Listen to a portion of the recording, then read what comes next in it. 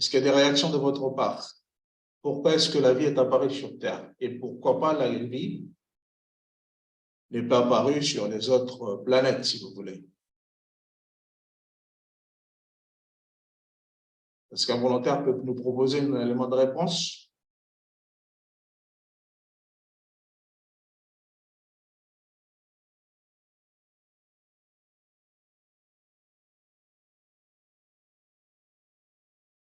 Oui, non?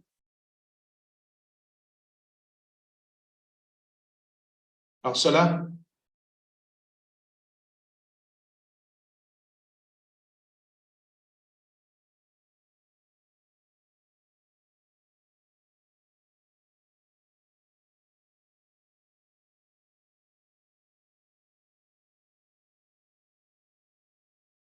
Monsieur, vous pouvez répéter la question? La question, vous avez tous suivi le documentaire que je viens juste de vous de partager avec vous? Oui. Ok, d'accord. La question est donc la suivante. Pourquoi est-ce que la vie est apparue sur Terre?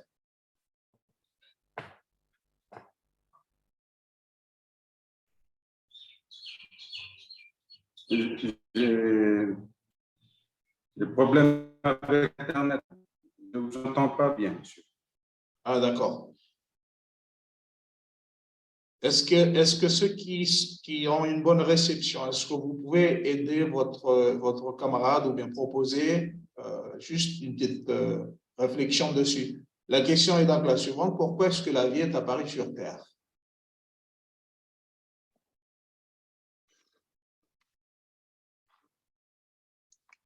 Monsieur, Oui, allez-y. ok, j'ai une réponse ici. Tout simplement, dans le système solaire, il y a 9 planètes et parmi ces 9 planètes, plus grandes planètes, la Terre uniquement présente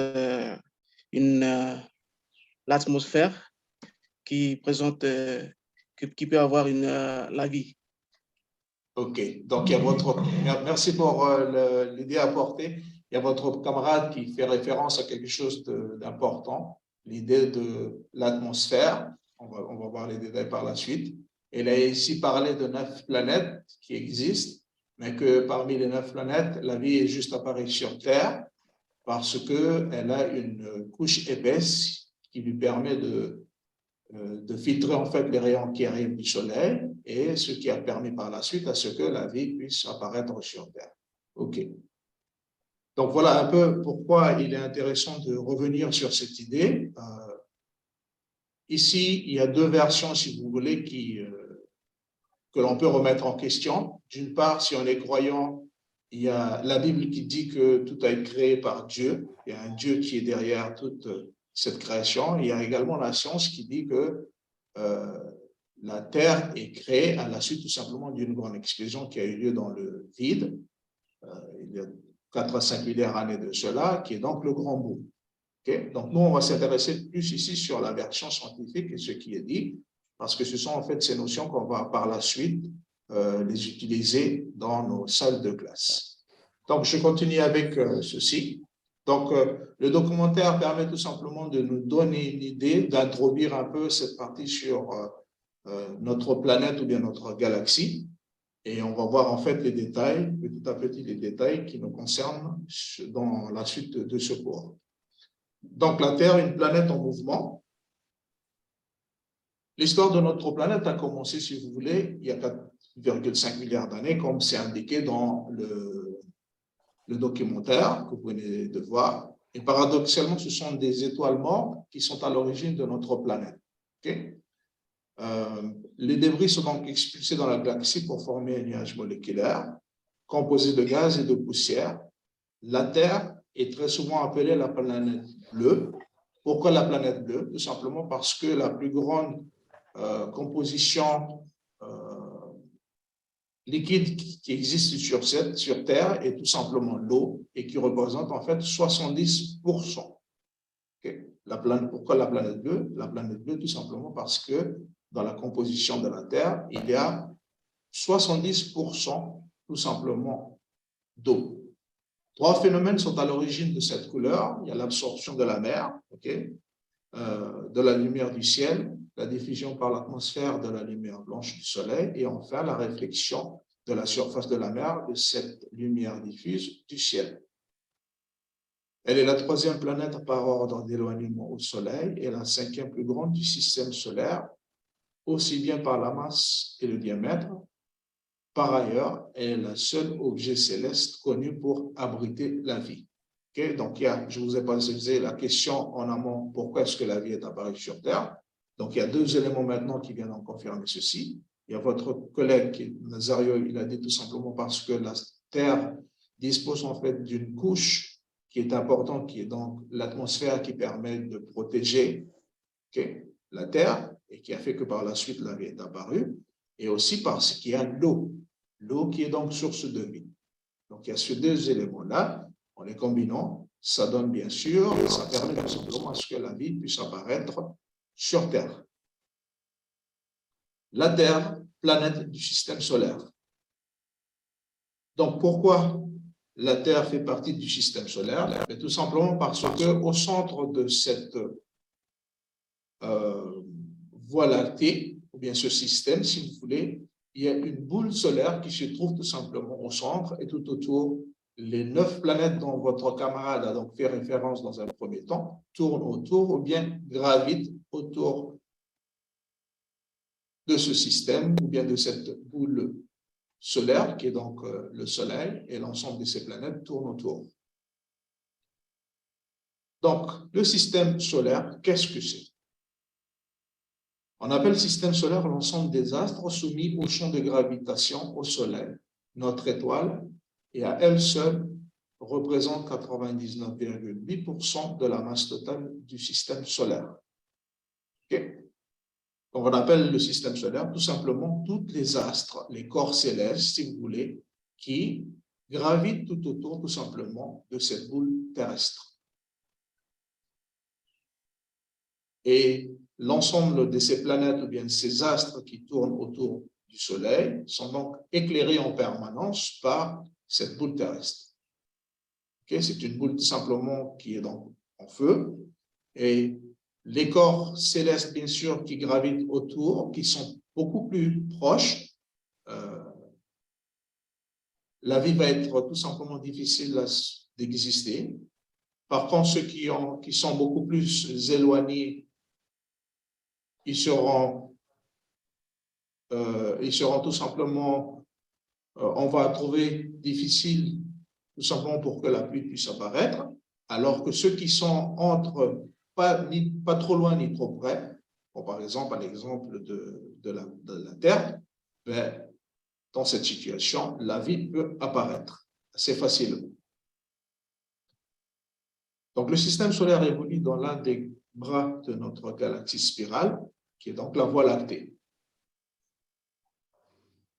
Voici donc la Voie lactée que vous avez sur l'image que je viens de vous afficher. Donc, la Voie lactée, elle est tout simplement à quelques 26 000 années-lumière de son centre, selon la définition établie par l'Union astronomique internationale. Donc, l'Union astronomique internationale, c'est tout simplement une organisation qui s'intéresse aux études des astres, aux études cosmiques, et c'est cette organisation-là qui valide tout simplement toutes les informations ou bien toutes les notions concernant l'étude du système solaire.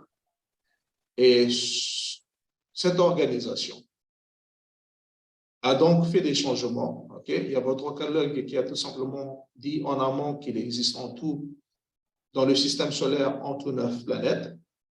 Récemment, ce chiffre va donc changer. Va donc changer tout simplement. Pourquoi? Parce qu'il y a de nouvelles recherches qui sont donc arrivées, il y a des précisions qui sont donc arrivées, et ça a remis en cause tout simplement le nombre de planètes qui existent.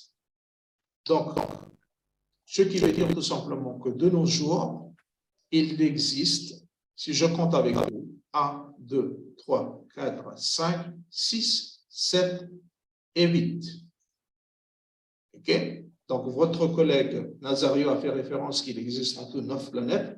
Désormais, ce chiffre va être changé. Elle a été remise en question parce que voilà la nouvelle liste qui arrive à partir de 2006. Hein? Les scientifiques se sont donc tout simplement mis d'accord sur le fait qu'il n'existe pas en fait 9 planètes, mais qu'il existe désormais que 8. 8 planètes dans le système solaire. Donc 8 planètes et leurs satellites naturels, il y a plus de 175 connus, et les plus connus sont donc Mercure, Vénus, Terre, Mercure, Vénus, Terre, Mars. Ensuite, on a des planètes qui sont beaucoup plus géantes. Il s'agit donc de Jupiter, Saturne, Uranus et Neptune. La planète qui n'apparaît pas dans cette liste est tout simplement Pluton, parce que Pluton, on ne le considère plus comme une des planètes, du fait de sa composition. Elle est beaucoup plus petite, elle est éloignée du système solaire, donc les scientifiques de nos jours, ce qu'on doit retenir, c'est qu'il existe désormais que 8 planètes dans le système solaire. Cela ne veut pas dire que Pluton n'existe pas. Si, c'est une planète qui existe toujours, mais qui ne fait plus désormais partie des 9 planètes confirmées de nos jours. Voilà donc la première information qu'on doit donc retenir. Les 4 premières sont donc qualifiées de planètes telluriques. Ils sont donc Mercure, Vénus, Terre et Mars. Ce sont donc des planètes telluriques. Et les 4 derniers, ce sont donc tout simplement les planètes gazeuses. Jupiter, Saturne, Uranus et Neptune. Voici donc tout simplement les 8 planètes qui existent désormais et qui font partie tout simplement, qui font partie intégrante du système solaire ou bien de la Voie lactée. Jusque-là, est-ce que ça va pour tout le monde? Est-ce qu'il y a des questions, des réactions?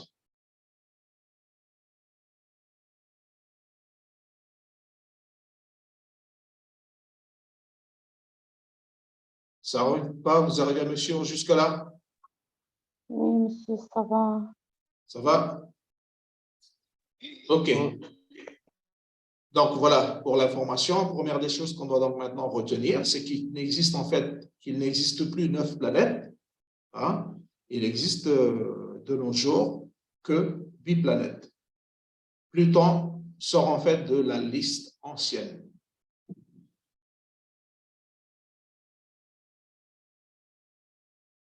Ça va là-dessus? OK. Donc, je vais donc enchaîner. Donc, les planètes naines. Ben, Pluton, si vous voulez, Pluton fait partie, Pluton ou bien Pluto, fait partie tout simplement des planètes naines. Si vous regardez sur le diapo que je viens juste de vous afficher, Pluton se trouve carrément vers la fin, là, et elle fait partie désormais de planètes qui sont tout simplement de planètes naines, c'est-à-dire des planètes qui sont donc beaucoup plus petites et qui ont une composition chimique totalement différente de ce qui compose le système solaire et qui font partie de la liste des 8 qu'on vient juste de voir. Donc, des planètes naines comme Pluton ou Cérès. Cérès, c'est tout simplement une autre planète qui se trouve autour de Mars, c'est-à-dire là. Donc, plusieurs centaines de milliers d'astéroïdes. Les astéroïdes, ce sont tout simplement des corps célestes composés de roches et de minéraux métalliques essentiellement. Leur taille est extrêmement variable, de plusieurs centaines de kilomètres au grain de poussière, c'est-à-dire des plus grandes tailles jusqu'aux petits, très petits, très fines, qui gravitent autour tout simplement de cette Voie lactée. Et ils sont donc regroupés majoritairement dans la ceinture d'astéroïdes principale située entre Mars et Jupiter. Il existe également dans ce système solaire des milliers de comètes composées de poussière et de gaz volatiles qu'on peut donc également considérer ou bien qu'on peut donc également observer lorsqu'on utilise par exemple des télescopes et qu'on veut regarder tout simplement ce qui se trouve au-dessus de nous, c'est-à-dire dans le ciel. Il existe également d'innombrables petits corps glacés comme les centaures qui orbitent autour de Jupiter et Neptune, ou encore les objets transneptuniens dans les lointaines ceintures de Kuiper. OK? Là, ce sont en fait des exemples d'autres corps célestes qui gravitent toujours autour de ce système solaire et qui ne font pas partie des planètes reconnues, mais qui sont en fait des satellites de certaines de ces planètes confirmées, qui sont donc par exemple là, il s'agit de Jupiter et de Neptune. Okay? Les 8 planètes qu'on a donc citées dans un premier temps, Merveter, Mars et Jupsa, Uranus et Pluton, sont donc tout simplement des planètes qui tournent autour du Soleil, alors que les planètes, les corps célestes, ce sont des corps célestes soit qui peuvent tourner autour du système solaire ou bien qui peuvent tourner également autour des planètes confirmées.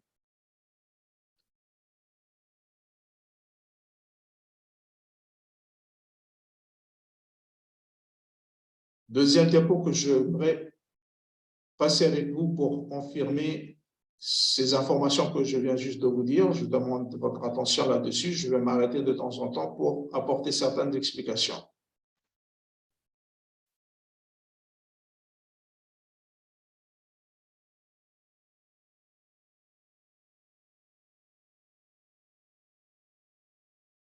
Excusez-moi pour ceci.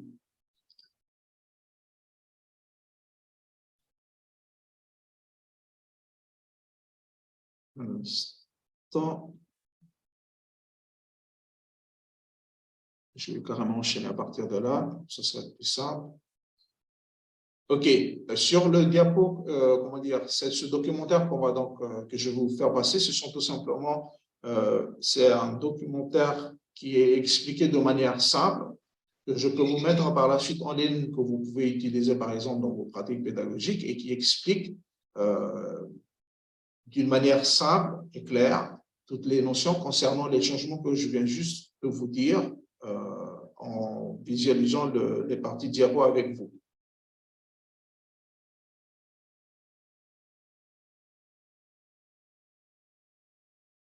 Nous, on retient le chiffre de 4,5 milliards d'années, alors que là, la précision est de 4,55 millions d'années. Donc, elle est, comment dire, elle est née à partir tout simplement de cette explosion qui a eu lieu dans le vide, qui est donc ce qu'on appelle tout simplement le Grand Bond ou bien le Big Bang.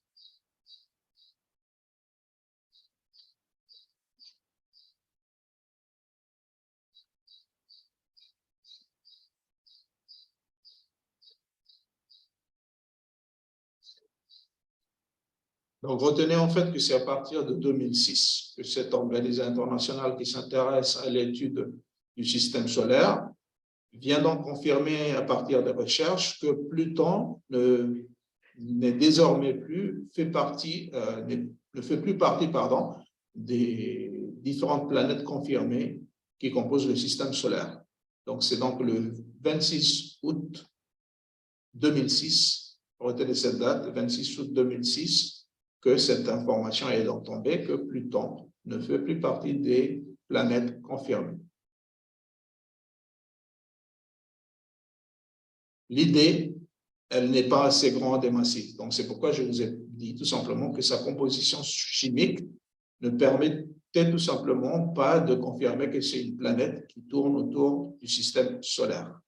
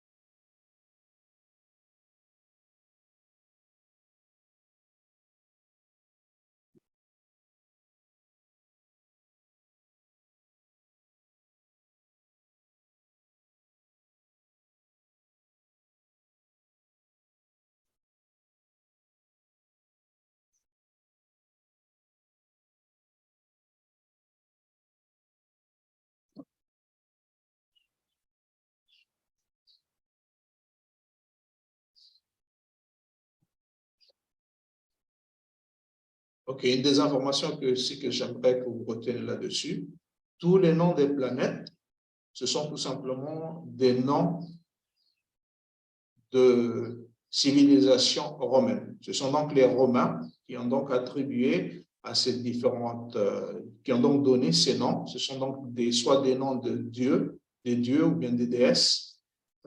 Ils les ont attribués tout simplement à ces différentes planètes qui existent. Donc, vous avez l'explication qui va venir par la suite. OK. Tout le monde a bien suivi comment dire, le petit documentaire que l'on vient juste de voir ensemble. Ce documentaire a une double importance. Okay? Déjà, elle est un supplément du cours comment dire, c'est un support de cours que l'on peut voir, qui vient confirmer certains des changements ou bien certaines de nouvelles connaissances qui sont donc arrivées ou bien que l'on peut retenir concernant tout ce qui va avec l'étude de la Voie lactée ou bien l'étude du cosmos, avec la liste des planètes qui a donc changé. Première importance. Deuxième importance, j'ai aussi trouvé intéressant ce documentaire dans le sens où ici, par exemple, là, je me suis arrêté sur cette partie, elle présente en fait une maquette. Et c'est un exemple d'exercice aussi que je vous demanderai de pouvoir compléter ou bien de pouvoir reproduire sur la troisième tâche que je vous demanderai de faire, qui est donc une production d'un support pédagogique que vous pouvez, par exemple, utiliser en classe. Là, vous avez l'explication qui est faite et en même temps, vous avez une maquette qui est complétée. C'est en fait dans ce sens-là que j'aimerais que vous réfléchissiez si jamais vous êtes emmené à faire, vous serez amené à faire tout simplement la quatrième évaluation, pas la quatrième, mais la troisième évaluation, qui est donc la production en fait d'une ressource pédagogique. Ici, vous avez en fait une explication qui est donc faite et en même temps une maquette qui est donc produite. Okay? Donc, ce que je vous demanderai de faire par la suite dans l'évaluation numéro 3 sera tout simplement de produire, selon les thèmes qu'on va donc voir, un exemple tout simplement de ressources pédagogiques. Par exemple, là, vous voyez, là où je me suis arrêté, vous avez un exemple de maquette. Vous pouvez créer ce genre de maquette pour pouvoir expliquer, par exemple, le mouvement des différentes planètes qui se trouvent autour du système solaire. Et là, vous avez, c'est pourquoi je pense que ce document est intéressant dans ce sens-là, que vous avez ici un exemple de maquette qui est également présente. En même temps, il y a une explication, bien sûr, scientifique qui arrive.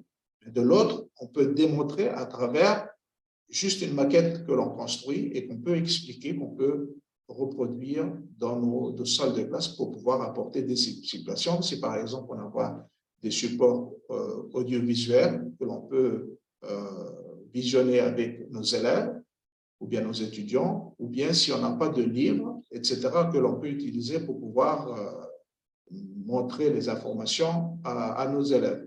Donc, on peut utiliser un exemple de maquette, et c'est ce que je vais vous demander par un exemple à produire que vous serez amené à travailler sur l'évaluation 3, qui est donc la production d'une ressource pédagogique que vous pouvez en disposer. Ceci dit, ce documentaire vient tout simplement apporter une explication supplémentaire sur l'importance en fait de la liste des planètes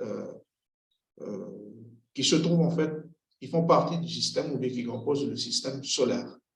Cela m'amène donc au premier exercice que je vais vous demander maintenant de le faire et puis de me rendre par la suite, qui se trouve sur le diapo que je vais vous afficher par la suite. Avant de passer sur cet exercice, je tiens tout simplement également souligner que la transcription de ce document, parce que c'est un document que j'estime intéressant et qui a également d'informations riches dessus. Là, on est passé dessus rapidement. Peut-être vous avez pris note de certaines informations, mais j'ai compilé, la transcription. Je mettrai sur PDF et je mettrai également sur Moodle, comme ça vous avez le temps de pouvoir revenir dessus et de le lire tranquillement chez vous à tête reposée pour par la suite garder ces informations et que vous pouvez les réutiliser dans votre salle de classe. Ici, je mets en complémentaire vite fait pour un peu expliquer tout simplement les changements qui ont eu lieu et pour confirmer l'idée que j'ai partagée avec vous dans l'introduction de ce cours, qui est tout simplement pour dire que la géographie, c'est une science qui change, qui évolue avec les nouvelles connaissances qui arrivent dans la société. Est-ce que vous voyez où je veux en venir sur cette double importance?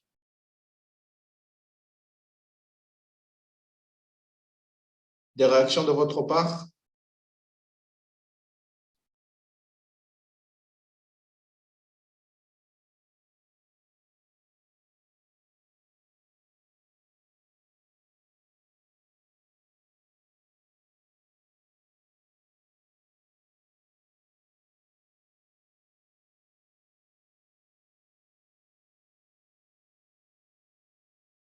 Est-ce que je peux avoir des feedbacks de votre part sur cette double importance de ce documentaire?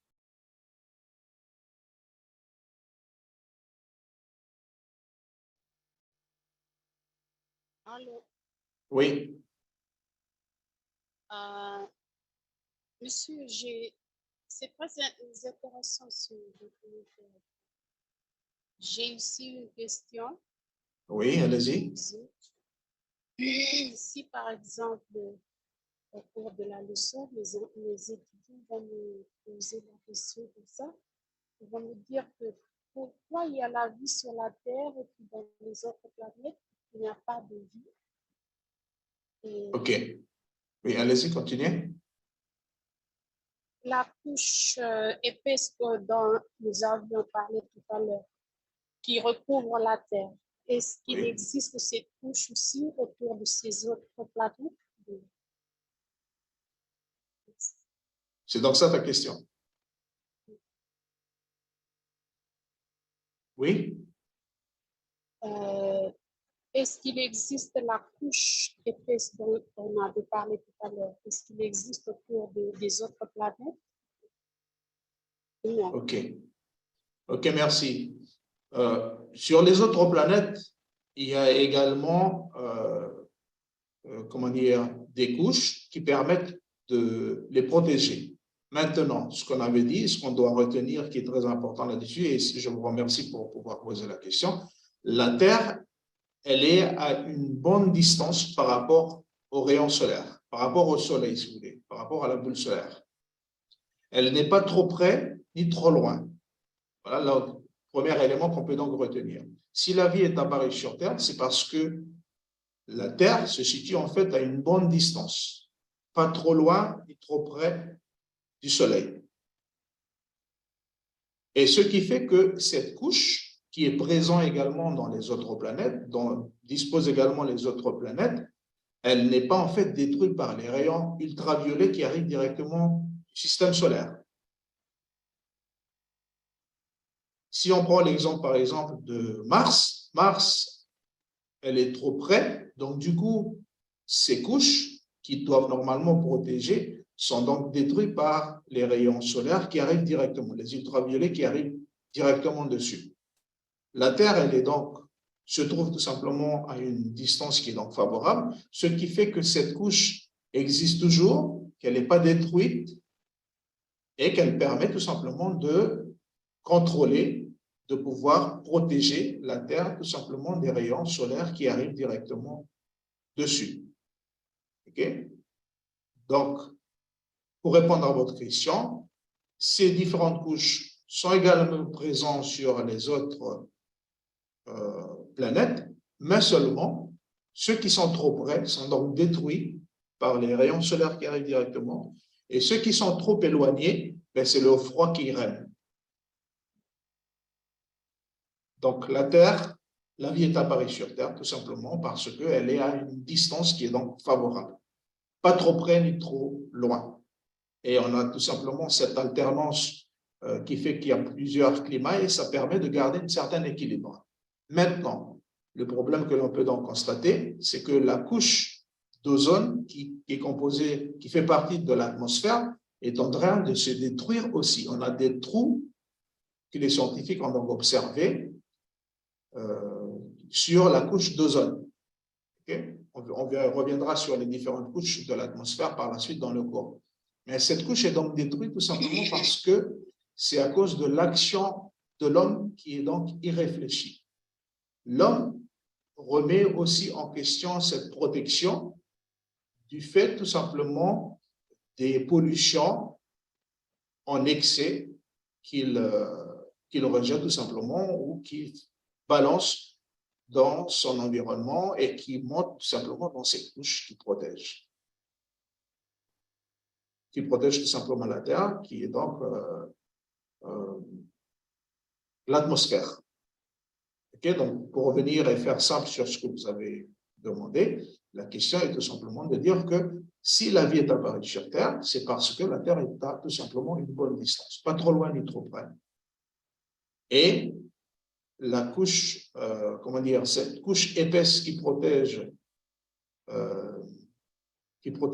la Terre existe toujours parce que les rayons ultraviolets ne l'ont pas détruit. Alors que ceux qui sont trop près, comme par exemple Mercure, Vénus, ces couches ont tout simplement disparu parce que les rayons solaires ont tout simplement détruit. Ceux qui sont après, qui sont donc les planètes géantes, qui se situent après la Terre, ces couches-là existent toujours, mais ils sont trop éloignés et c'est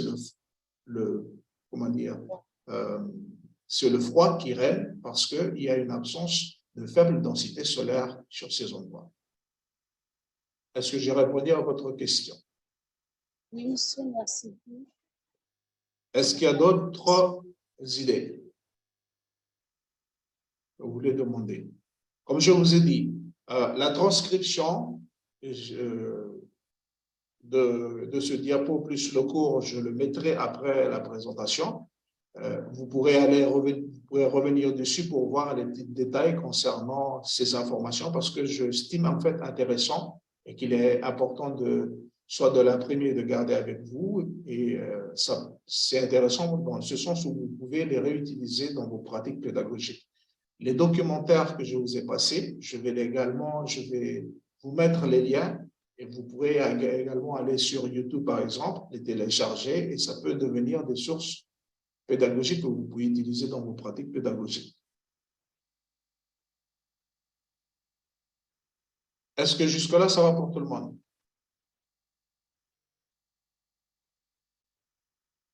Oui, c'est clair. OK. Voilà, ce que je compte faire dans cette lieu, comme je vous ai dit tout au début, c'est de revoir en fait certaines notions et de les renforcer. Donc, pour pouvoir revenir progressivement à la géographie de la Terre, il est intéressant pour ma part, et je pense également pour vous, de voir dans un premier temps déjà comment est-ce que la Terre a été formée, que vous savez déjà certaines informations dessus, mais qu'il est intéressant ici de revenir dessus, que la Terre a été formée à partir du Big Bang, hein, il y a 4,5 millions d'années, 500 milliards d'années passées, et que les scientifiques ont donc donné une liste de certaines des planètes qui composent le système solaire, mais que cette liste a donc évolué, elle est devenue de plus en plus restreinte parce qu'au lieu que ce soit 9 planètes qui composent le système solaire, à présent, ce qu'il faudra donc retenir à partir de 2006, c'est que cette liste a donc changé. Ce n'est plus 9 planètes, mais désormais, on a tout simplement 8 planètes qui existent. Et une fois qu'on ait une certaine base ou bien une certaine connaissance, bien qu'on a ravi certaines connaissances que l'on a par rapport à cet espace qui se trouve au-dessus de nous, on va redescendre progressivement pour revenir sur Terre et voir les autres éléments géographiques qui concernent la planète Terre, ou bien la géographie terrestre. Est-ce que c'est clair pour ceci? Des réactions, des commentaires de votre part?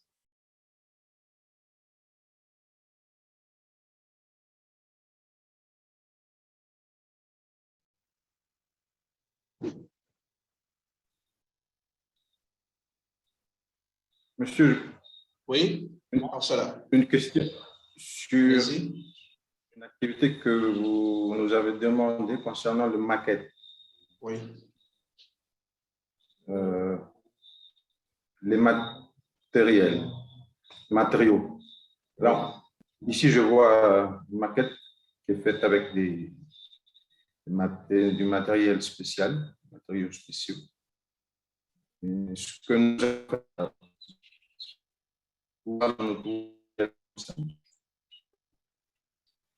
Tu peux reposer ta question si je n'ai pas trop capté, parce qu'à cause des coupures.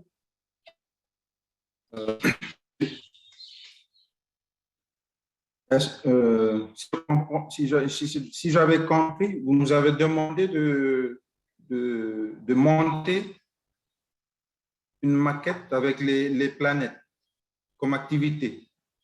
Non. Est-ce que c'est exact? Non, ce n'est pas en fait l'activité que je vous demanderai. Non, ici, je dis tout simplement l'importance de ce documentaire.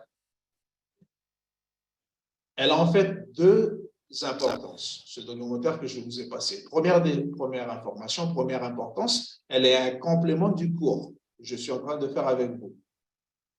Ça va jusque-là? Oui, Marcela? Tout le monde? Oui, oui. OK. Deuxième des choses, voilà. Deuxième importance, c'est que dans le troisième évaluation que je vous demanderai de faire, c'est de me proposer un support pédagogique. Ce n'est pas une maquette. Après, cela dépendra de vous. Si vous voulez proposer une maquette pour expliquer une notion que je vous indiquerai, vous pouvez faire une maquette. Mais ce que moi, je vous demanderai, c'est de me présenter un support pédagogique que vous pouvez utiliser dans une des notions qu'on va voir dans le cours. Donc, par exemple, je donne un exemple bête. Si par exemple, on va voir en fait l'importance de l'eau, mais je vous demanderai par exemple soit de créer une maquette, soit par exemple de me faire un schéma au tableau et que je vous demanderai de prendre en vidéo. Je vous demanderai par exemple à une personne de vous filmer pendant que vous expliquez votre schéma au tableau. Et ça deviendra un support que vous pouvez réutiliser par la suite. Mais ce n'est pas nécessairement de me faire une maquette. C'est bon là-dessus? Merci, monsieur. Merci, monsieur. OK. Donc, c'est bien quand même de le poser. Voilà.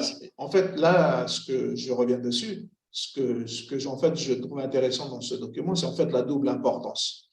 Dans un premier temps, c'est donc un support que je vais utiliser pour pouvoir compléter ce qu'on a vu en cours. Mais en deuxièmement, c'est pour montrer aussi un exemple de support pédagogique que vous pouvez utiliser ou bien vous pouvez créer. Là, comme vous avez dit, c'est avec quelques matériel qui est un peu spécifique ou bien qui est dessiné pour faire ce genre d'activité. Mais après, dans notre environnement, on peut créer d'autres choses, mais à notre manière, avec ce qu'on a avec soi. C'est bon, je peux aller maintenant sur l'activité.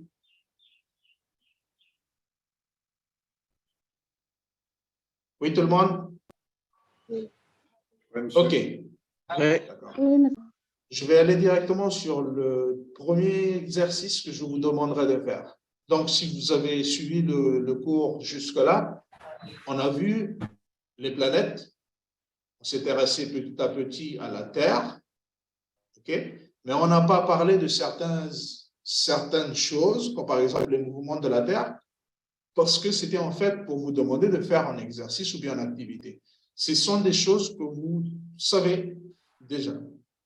Voilà, j'affiche donc le travail. Quels sont les mouvements de la Terre? Donc, vous avez là un document qui vous permet tout simplement, qui vous donnera des informations. Et puis, vous avez deux différents schémas. Sur le document 3, vous le lirez, vous essayerez de comprendre. Après, sur la partie 2, document 2, vous avez en fait un schéma que je vous demanderai de compléter. Et sur le dernier document, c'est-à-dire cette partie, donc vous avez le document 1, document 2 et document 3. Et vous avez une partie questionnaire. Si je parcours les questionnaires avec vous, j'ai indiqué ici en document 1 qui a découvert le double mouvement de la Terre. Donc, vous avez une information qui se trouve ici que vous aurez à ressortir pour pouvoir compléter. C'est facile. Très simple. Ça va pour la première question? Oui. OK. Deuxième question. Ça va. Le document 2. On demande ici de regarder sur le document 2, compléter le schéma avec Terre, Soleil, révolution, rotation. Je pense que vous pouvez le compléter aussi. Ensuite, question 3. Combien de temps dure une révolution de la Terre, une rotation de la Terre? Document 3. Vous avez un schéma ici. Vous avez des explications avec.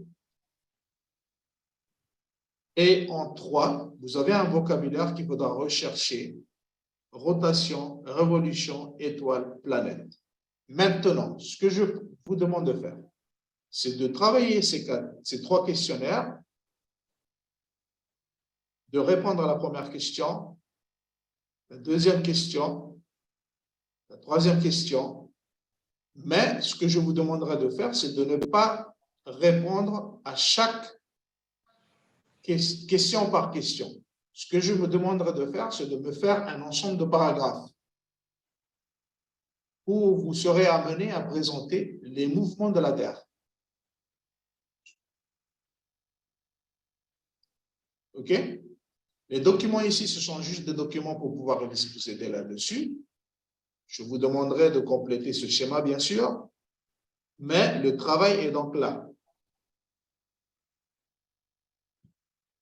Ça veut dire que dans le travail, je donnerai par la suite des conseils, mais ici, je vais juste expliquer vite fait ce que j'attends de vous, c'est que vous me produisez tout simplement une petite synthèse sur les mouvements de la Terre. OK? Donc, il existe combien de mouvements de la Terre selon vous? Je veux ces mouvements-là. Après, reprenez les idées qui sont donc là, utilisez le vocabulaire qui va avec, et vous me complétez également le schéma qui est donc là.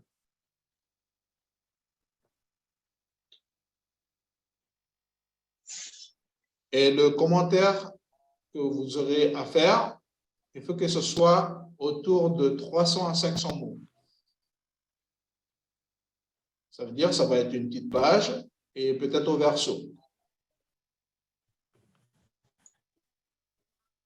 Sur quels sont les mouvements de la Terre.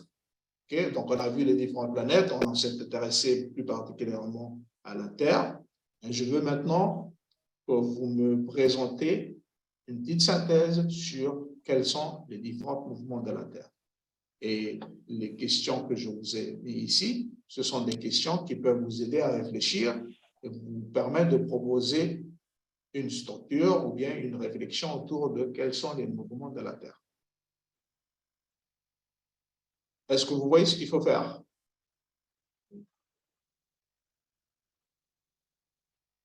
Oui, monsieur. Oui. Oui? Ça va, c'est clair? Comment allons-nous Oui. soumettre les réponses? OK. Je remettrai les consignes sur la partie activité et je demanderai également à Calcine de mettre un endroit pour tout dépôt du travaux que vous aurez à me remettre. Vous irez déposer directement sur Moodle, sur la fenêtre où je vous indiquerai, et vous irez déposer votre devoir là-dessus, et puis moi, je puisse retirer pour pouvoir les corriger par la suite. Ceci est donc la première type d'évaluation que vous aurez à faire. C'est l'exercice. Okay? C'est de vous intéresser tout simplement au mouvement de la Terre. Maintenant, une chose, comme je vous ai dit tout au début, je ne veux pas des informations de l'Internet. Je veux que ce soit simple et de la manière dont vous comprenez et mettez avec les outils que vous avez, le français que vous avez, etc. N'allez pas copier sur Internet. Vous pouvez vous inspirer de certaines notions. Je vous remettrai comment dire, les diapos, plus les documentaires, plus le résumé de cours sur PDF. Je le remettrai également en ligne. Mais vous pouvez juste vous inspirer dessus. Je ne veux pas en fait que vous recopiez des choses directement de ces informations-là. Il faut que ce soit de vous, que vous montrez en fait que vous maîtrisez, que vous avez compris ces notions. Voilà donc l'intérêt de cet exercice. C'est quelque chose qui est bien sûr simple parce que ce sont les mouvements de la Terre, mais je veux que vous les expliquiez avec vos propres mots. Bien sûr, en utilisant un vocabulaire, mais il faut que ce soit simple et clair, mais pas une explication scientifique que l'on va trouver sur Internet. Vous voyez où j'en veux en venir sur cette idée? C'est clair. C'est clair pour tout le monde? C'est Oui, monsieur. clair. Ok, d'accord. Voilà, je ne veux pas que ce soit quelque chose que vous allez calquer sur Internet, que vous allez copier sur Internet. Je veux que ça vienne de vous, que vous expliquez avec vos mots. Après, je veux juste que ce soit bien fait, en évitant de fautes possibles, de syntaxe et d'orthographe, comme vous le savez. Et puis voilà, c'est bon pour moi. L'idée, c'est de comprendre quels sont les différents mouvements de la Terre.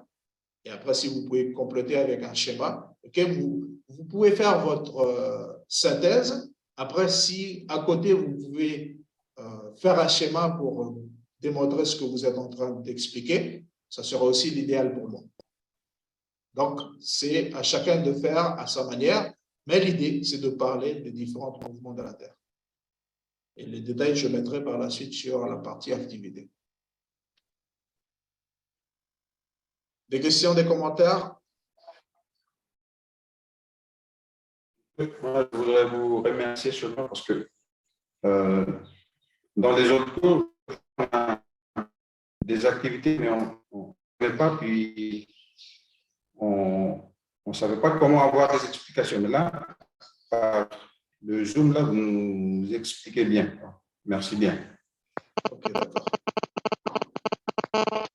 Ben, merci pour le retour. Voilà ce que je compte faire. J'ai déjà mis sur Moodle les deux présentations des deux cours précédents. D'ici la fin de la journée, je mettrai également les liens de ces deux diapos que je viens juste de voir avec vous. Et sur la partie activité, je reformulerai cette partie et plus un peu de détails sur ce que je demande de faire. Voilà, ce que je demande de faire pour simplifier, je demande tout simplement de faire une synthèse sur les différents mouvements de la Terre. Mais de l'expliquer à votre manière. Et puis après, si à la fin, vous pensez que vous pouvez faire un petit schéma pour illustrer vos commentaires, faites-le. Et puis, moi, ça va pour ceci.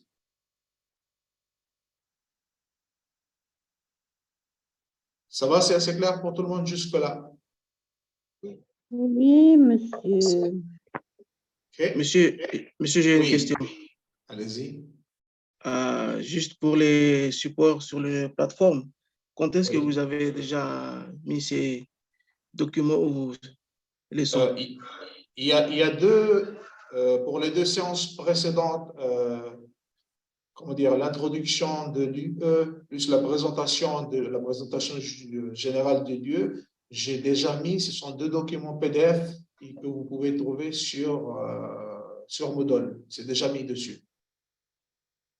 Mais au courant de cette journée, je mettrai les deux diapos, plus la transcription que j'ai déjà fait sur la vidéo que l'on vient, la vidéo ou bien le support audiovisuel qu'on vient juste de voir. La transcription, je l'ai déjà fait. Je vais changer des petits trucs dessus pour que ce soit plus agréable à lire. Après, je mettrai également comme support et je vais convertir également ce diapo en PDF et je le mettrai également pour que vous puissiez le voir et que vous pouvez vous en inspirer également pour compléter ce premier travail que vous aurez tout simplement à rendre. J'ai posé la question parce que en ouvrant la plateforme, j'ai aucun trouvé ce que. T'as pas trouvé? Oui, mais je ne sais pas, peut-être mes collègues, ils ont trouvé. Ah, mais peut-être. Ok, je vais essayer de revoir là après. Normalement, je l'ai déjà inséré, mais peut-être que je ne vous ai pas donné autorisation de pouvoir visionner. excusez-moi si ce n'est pas encore en ligne, mais c'est déjà fait. Je vais revoir avec M. Calcine et puis d'ici là, à la fin de la journée, si vous n'avez pas vu, normalement, vous le verrez sur la plateforme. Mais c'est déjà en fait inséré. Monsieur, Bon, moi aussi, merci. c'est le même problème. Vous aussi, vous ne l'avez On pas ne voit- toujours vu. Je ne vois pas les notes, les ressources. OK. Je vais revenir dessus et puis essayer de vous reconnecter dans 1 ou 2 heures pour peut-être que vous serez emmené à pouvoir le voir tout simplement. Merci, monsieur. Normalement, j'ai déjà inséré ces 2 premiers. Là, je vais convertir les autres diapos pour pouvoir les mettre également. Et peut-être je n'ai pas juste donné l'autorisation, je vais juste revérifier, mais normalement, vous les aurez avec les liens des diapos. Alors, monsieur, nous avons besoin des documents là, pour l'écran maintenant, pour faire l'activité. Comment? Besoin des documents qu'on voit actuellement sur l'écran là pour l'activité. Donc, si vous je vais le mettre. Oui, je vais le mettre également. Je vais le mettre également. C'est pour ça que je vous ai dit que là, je vois avec vous, j'explique vite fait avec vous, mais je vais reformuler, je mettrai sur la partie activité. Donc, du moment où vous allez partir sur l'activité, vous allez voir tout simplement les consignes qui vont apparaître, plus les détails de ce que j'attends de vous pour la production de cette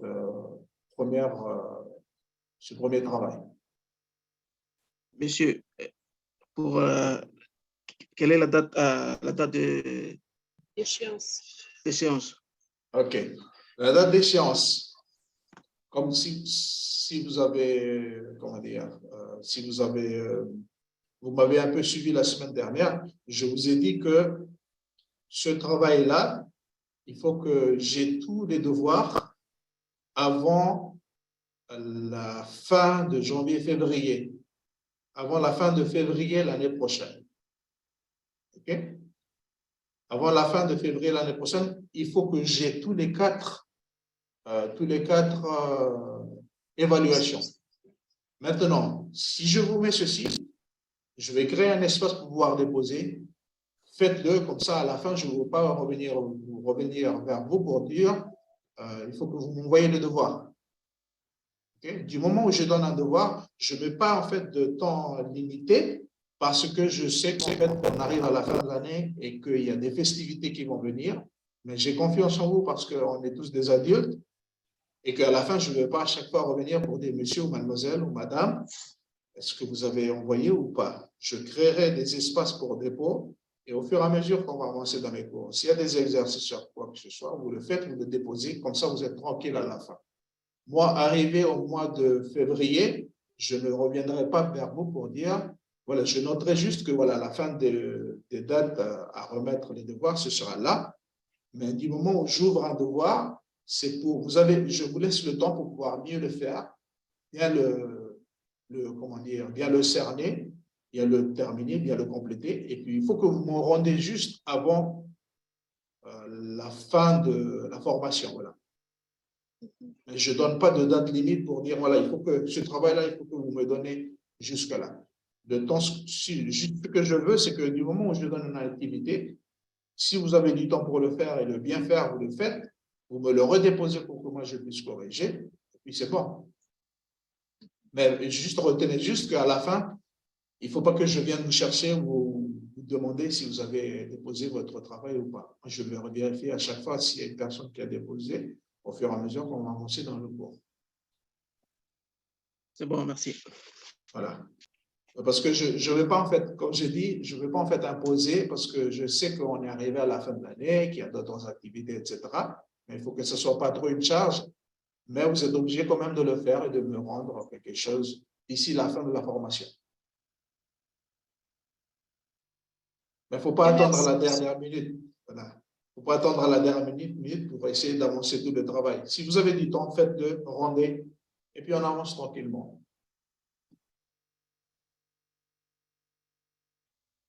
C'est bon pour vous? Oui, monsieur. Merci Ça va. beaucoup. Okay. s'il n'y a pas d'autres informations ni d'autres réactions, on va s'arrêter là parce qu'il est déjà 22 minutes passées. Et puis, s'il n'y a pas d'autre chose, je tiens tout simplement à vous remercier pour votre temps. Et puis, on se donne rendez-vous pour demain pour continuer. C'est bon, merci. Ok, merci. D'ici là, je vais convertir tous les documents. Je vais mettre également sur Moodle. Allez-y tranquillement et puis voyez les informations dont vous aurez besoin pour pouvoir les télécharger. Merci à vous et bonne fin de journée à tous. Merci, à demain. Merci. De même. Au revoir et à demain. Allez, au revoir et à demain. Au revoir, à demain. Au revoir.